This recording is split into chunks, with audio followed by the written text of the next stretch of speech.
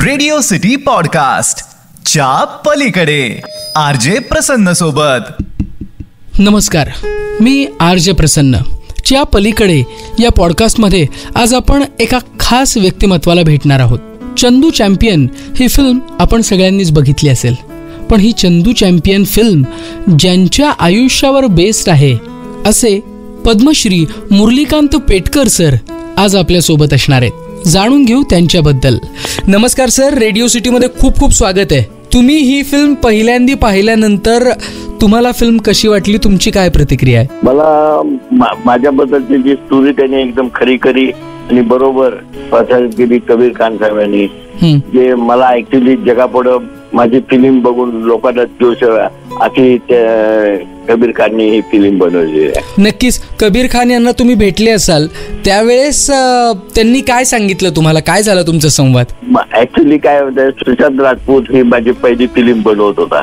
बर. त्यांनी फिल्म बनवल्यानंतर परत एक काम रगडलं होतं, म्हणजे काय कोणी हँडिकॅप म्हणल्यानंतर कोणी हँडिकॅप फिल्म म्हणणार, कोणी बनवला असं हे लागलं. पण अचानक एक दिवशी काय झालं, कबीर खान त्यांच्या ग्रुप वर आला आणि त्यांनी माझी स्टोरी, तुझी मला एक स्टोरी आधी संपूर्ण सांग, मग मला काय करायचं बघतो. मग माझी स्टोरी त्याने 1-2 तास संपूर्ण स्टोरी सगळी ऐकली.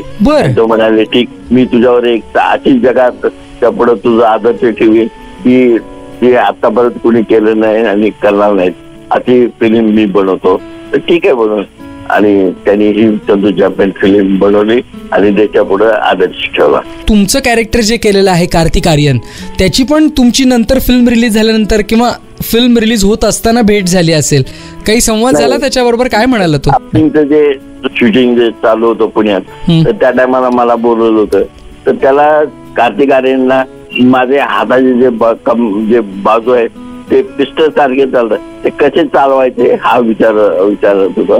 त्या टायमाला मी त्याला कसं फास्ट माणूस होतो ते सांगितलं. तर तेव्हापासून त्याला स्विमिंग मध्ये ऍक्च्युली काय पोहायला पाहिजे, कशी स्टाईल आहे, तर मग त्याप्रमाणे माझी स्टाईल त्यांनी पकड केली. फिल्म रिलीज झाल्यानंतर ज्यावेळेस तुम्ही फिल्म पहिल्यांदा पाहिली स्क्रीनवरती, त्यावेळेस तुमची प्रतिक्रिया नेमकी काय होती? तुमच्या आजूबाजूला तुमचा मुलगा वगैरे असतील, कोण? माझा मुलगा होता, सुनबाई होती, मुली माझ्या आल्या होत्या. आणि ही फिल्म आधी मी chief of the army staff, आर्मीचे जनरल, ब्रिगेडियर, आर्मी स्टाफने सगळ्यात पहिल्यांदा बघितली, हे दिल्लीला फिल्म बघितली. तर त्या लोकांना आर्मीमध्ये आतापर्यंत असं ते म्हणाले, आर्मीने पास केली तर म्हणजे माझ्या शूटिंग मध्ये काही कोणी कट छाट वगैरे असं काही केली नाही. आणि माझे पूर्ण फिल्म दाखवण्यासाठी आर्मीच्या लोकांनी पहिल्यांदा परमिशन दिलं आणि तशी ही फिल्म रिलीज झाली 14 तारखेला मुंबईमध्ये. तर त्या टायमाला मी होतो आणि जगातली सगळ्यात मोठी जी बिल्डिंग आहे त्या बिल्डिंग वर माझा फोटो 14 तारखेला हे केलं. आज सकाळपासून कॅनडा, अमेरिका, ब्रिटिश, युगांडा, बरेच देशातून, पाकिस्तानच्या लोकांच्याकडून त्यांना पण आवड, तर त्यांचे पण फोन येतात मला. क्या बात आहे. नाही पण खरंच तुम्ही आधी इमॅजिन केलं होतं सर की? नाही, कधी काय असं काय नाही. मी एक काय साधा खेड्यातला माणूस, मला एवढं ज्ञान पण नाही पिक्चरही. तर माझे जे माझा मुलगा आणि त्याचे 4 मित्र हे मला बघतात आणि सगळं माझं ते सगळं ते कार्य ते लोक करतात. नाही नक्कीच, पण खरंच तुमचं कार्य मोटिवेट करणारं आहे खूप साऱ्या लोकांना, त्याच्यामुळे आनंद मिळतो आहे. पण आयुष्यामध्ये आपल्याला कुठल्या कुठल्या गोष्टींचा आनंद असतो, जसं ही फिल्म रिलीज झाली, हा आनंद असेल तुमच्यासाठी? सगळ्यात जास्त मला आनंद कधी झाला, जो मी गोल्ड मेडल ज्यावेळेला स्विमिंगचे पूर्ण हे केलं आणि मला गोल्ड मेडल डिक्लेअर झालं पहिलं, तर त्या टायमाला आपल्या भारताचा म्हणजे तिन्ही जे गोल्ड, सिल्वर आणि ब्रॉन्झ तिन्ही देशाचे झेंडे वरतात.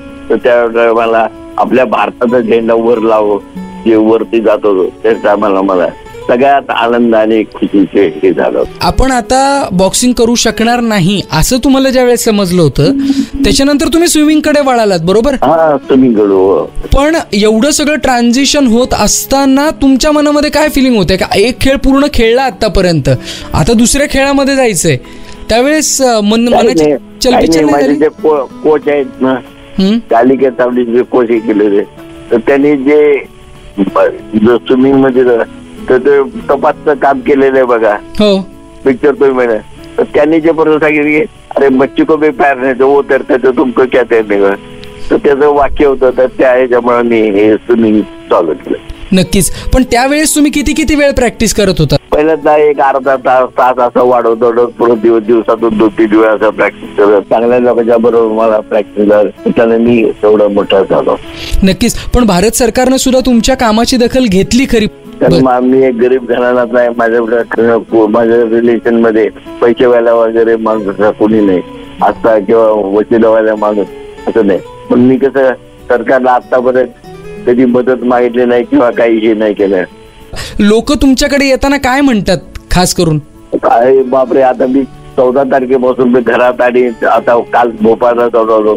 मला बघण्यासारखी आणि माझी जी माहिती आणि लोक एकदम विशेष एवढे होता एवढं रडायला लागले की तुमचे एवढे तुम्ही कष्ट केले.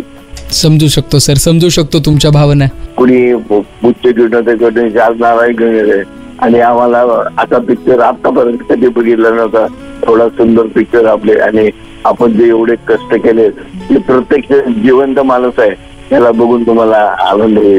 त्याप्रमाणे मी सगळ्यांना भेटतो, गरीब असो किंवा श्रीमंत असो सगळे मला येऊन माझ्या प्रेमाने मला भेटायला येतात. त्यांना मी सगळ्यांना भेट. त्या फिल्म मध्ये पण सांगितलं बघा की तुम्हाला खूप 9 गोळ्या माझ्या मते तरी लागलेल्या होत्या ना? जी सर. त्याची काय स्टोरी आहे? ऑक्टोबर महिना होता आणि अचानक जोरात शिटी वाजायला लागली. त्या सिटीमध्ये ऍक्च्युली ती सिटी लढाई चालू झाली. तयार जवान फायरिंग चालू झाली, लढाई चालू झाली. तयार व्हा ती सिटी वाजली. पण त्यात तो टायमिंग होता 4 वाजता. तर लोकांना वाटलं की लढाई असं काही नाही, 4ची स्थिती झाली म्हणून मी लोक बाहेर आले. त्या टायमाला जोरात लढाई. त्या लढाईमध्ये मला 9 गोळ्या लागल्या. त्यातली एक गोळी माझ्या अजून पाठीमध्ये आहे. 1965 साली पाकिस्तानने अटॅक केलं होतं आपल्यावर एलईडी मध्ये. त्या टायमाला मी होतो वर्षावेली. खरंच आहे सर. पण आताची तरुण पिढी जी आहे ना सर, हे छोटे प्रॉब्लेम आले ना तरी सुद्धा निराश होऊन जाते. आत्महत्येसारखे विचार ह्या तरुण पिढीच्या मनामध्ये बऱ्याच वेळा येताना बघायला मिळतात. तुमच्या आयुष्यात एवढे कठोर प्रसंग आले, कठीण प्रसंग आले, तरी सुद्धा तुम्ही मात केली आहे. तरुण मंडळींना काही सांगायचं असेल आता रेडिओच्या माध्यमातून तर काय सांगाल? ज्याने आता माझा चंदूच्या पिक्चर वगैरे तो कधी असा मारायचा विचार करणार नाही. आता ते गोल्ड मेडल मिळण्यासाठी जाणार आहे. त्या टीमला पण मी स्टाफला देऊन आलोय. क्या बात आहे. माझं जे कार्य आणि आता जे चंदू पिक्चर ते आता हॅपीनेस आहे बेस्ट लाईफ. तसं ते लोक स्वतः आता जोरात प्रॅक्टिस येतील आणि माझा पिक्चर मुर्दा माणूस सुद्धा उठून बसत बघण्यासाठी. नक्कीच. पद्मश्री मुरलीकांत पेटकर सर आज आपल्या सोबत होते. सांगली जवळच्या इस्लामपूर सारख्या एका छोट्या शहरात राहणारे मुरलीकांत पेटकर सर यांची कामगिरी या मुलाखतीतनं आणि चंदू चॅम्पियन या चित्रपटातनं आपल्यापर्यंत पोहोचली असेल अशी आशा वाटते. धन्यवाद. रेडिओ सिटी पॉडकास्ट च्या पलीकडे RJ प्रसन्न सोबत.